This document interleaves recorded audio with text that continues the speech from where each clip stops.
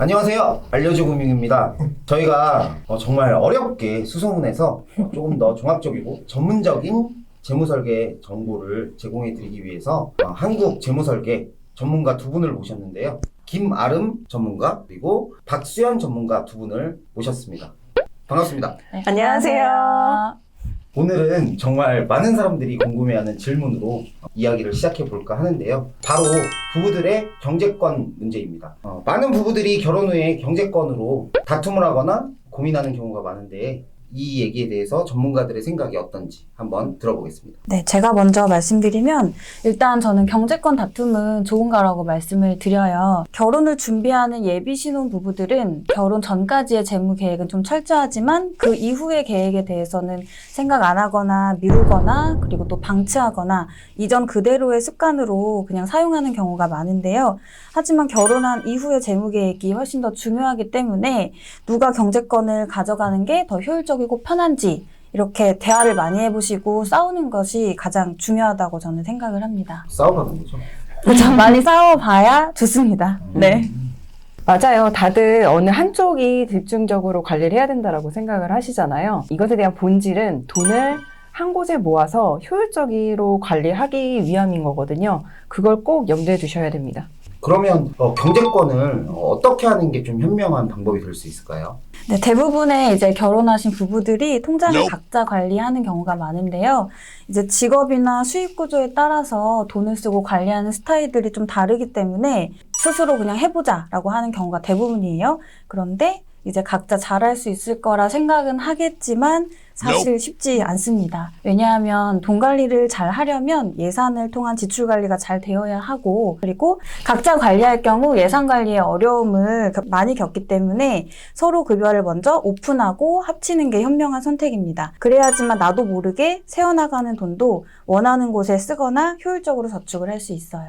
그러면 일단 합쳐서 관리를 하는 게 효율적이라는 건데 그러면 합친다는 게 꼭 돈을 합쳐서 한 사람이 관리하는 것을 얘기하는 건지 좀 궁금해요.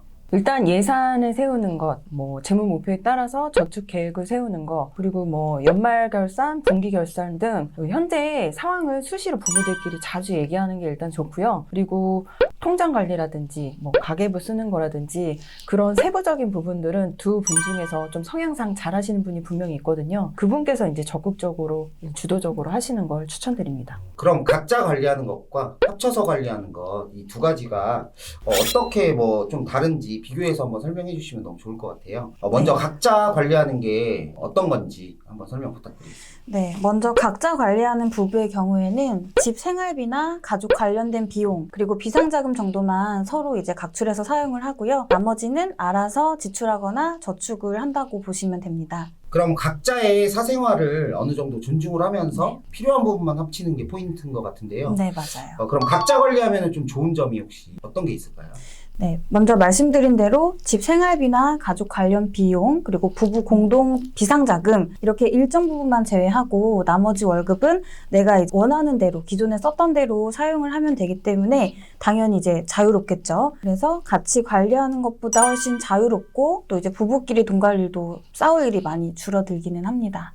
각자 관리한다는 건 개인적인 경제 사정을 고려해서 서로 존중하는 그런 장점이 또 있다는 건데 그럼 단점은 혹시 없을까요? 네, 단점도 당연히 있어요. 앞서 말씀드린 것처럼 효율적인 관리가 안 된다는 게 가장 큰 단점입니다. 일단은 서로의 월급이나 저축, 지출에 대해서 이야기를 나누지 않는다면 결혼 전처럼 분명히 어딘가 새는 돈이 있을 거예요. 그런 남아있는 여유자금이 나도 모르게 사용하게 되고 그래서 결혼 전에는 이제 한 통장만 줄줄 새어나갔다면 결혼 이후에는 통장이 이제 두 개겠죠. 본인 거, 배우자 거. 그래서 두 개의 통장에서 그 여유자금과 남는 돈들이 새어나가기 때문에 새는 돈이 두 배가 될 확률이 높습니다. 그래서 시간이 지날수록 가정의 재무 구조는 훨씬 더 점점 복잡해지기 때문에 부부라면 통장도 함께 결혼시켜서 관리하시는 것이 훨씬 좋습니다. 그러면 이제 각자 관리하는 것보다 합쳐서 관리하는 게 더 좋다는 말씀을 좀 해주시고 싶은 것 같은데 합쳐서 관리하는 것에 대해서 좀 구체적으로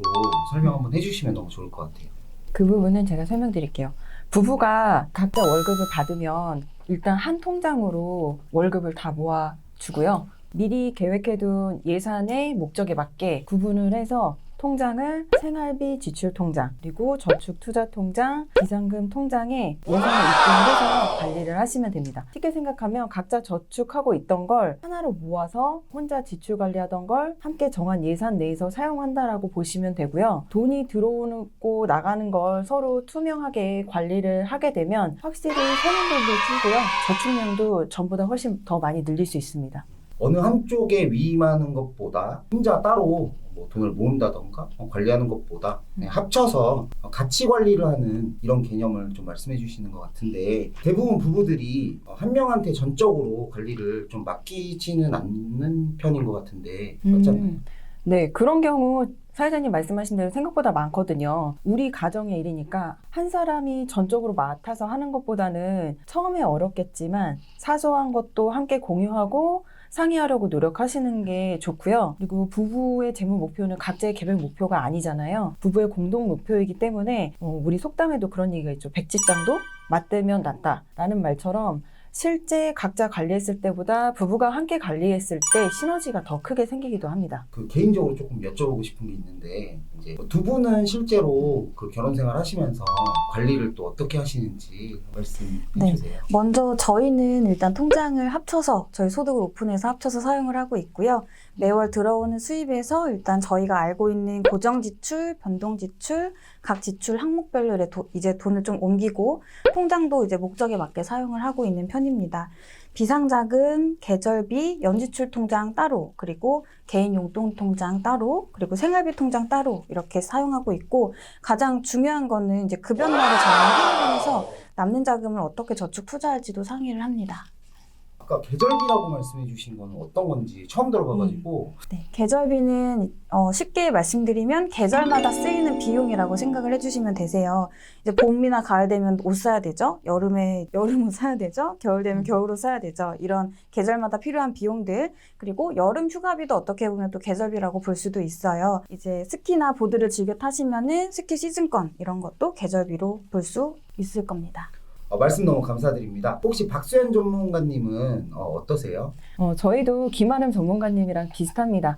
네, 저희 부부는 우리의 현재 재무 상황 그리고 재무 목표를 주제로 되게 자주 얘기를 해요. 이런 주제로 얘기를 하는 거 그리고 서로 되게 좋아하고요. 그리고 며칠 전에도 현재 투자 수익은 어떤지, 향후 투자 포트폴리오를 어떻게 유지하는 게 좋을지 또는 변경하면 좋을지 그런 것들을 저희 부부는 수시로 자주 얘기를 하거든요. 그래서 서로 어떤 생각 갖고 있는지를 대화하면서 그런 것들을 저희 자산관리에 같이 반영하고 있습니다. 너무 좋을 것 같긴 한데 이게 이제 솔직히 뭐 이런 부부 사이에서 이런 얘기만 하면 머리 아프다고 하거나 나는 뭐 네가 알아서 해라 뭐 이런 경우들도 되게 많이 봤거든요. 네. 근데 혹시 뭐 많이 싸우시거나 뭐 그러진 않으세요? 그죠. 너무 당연한 건데 저희도 신혼 초에는 굉장히 많이 싸웠어요. 그런데 이제 서로 맞춰가다가 보니까 지금은 이제 좀 서로 편하게 잘 이야기할 수 있게 된 것 같고요. 그리고 실제 상담하다 보면 정말 많은 분들께서 돈 얘기하다 보면 이걸 여기에 왜 썼냐, 이런 건 왜 샀냐, 왜 이거밖에 못 모았냐 이러면서 많이들 실제로 싸우시거든요. 그러다 보면은 또 감정 상하게 되고 그리고 또 돈에 대한 대화를 좀 안 하게 되죠. 그러면 이제 한 사람이 혼자 다 하거나 또는 각자 알아서 관리를 하게 되는 상황이 되는데 그렇게 하지 마시고 객관적으로 조언을 받을 수 있는 전문가와 함께 같이 관리를 하시는 걸 좀 저는 추천드리고 싶습니다. 그러면 마지막으로 우리나라의 경제권을 서로 차지하려고 싸우는 혹은 누군가에게 떠넘기려고 싸우는 수많은 부부들과 그리고 예비 부부들에게 네. 마지막으로 한 말씀 부탁드릴게요. 돈과 관련된 모든 결정은 돈에 관한 우리의 신념에 근거하고 있다. 이 신념을 머니 스크립트라고 하거든요. 그러니까 머니 스크립트는 우리가 갖고 있는 돈에 대한 생각, 신념, 태도인데요. 돈과 관련된 모든 의사결정에 직간접적으로 영향을 끼치고 있다고 보면 됩니다. 그래서 뭐 거의 저희가 30년 가까이 다른 집에서 살던 남녀가 이제 서로 갖고 있는 돈에 대한 생각도 당연히 다를 수밖에 없겠죠.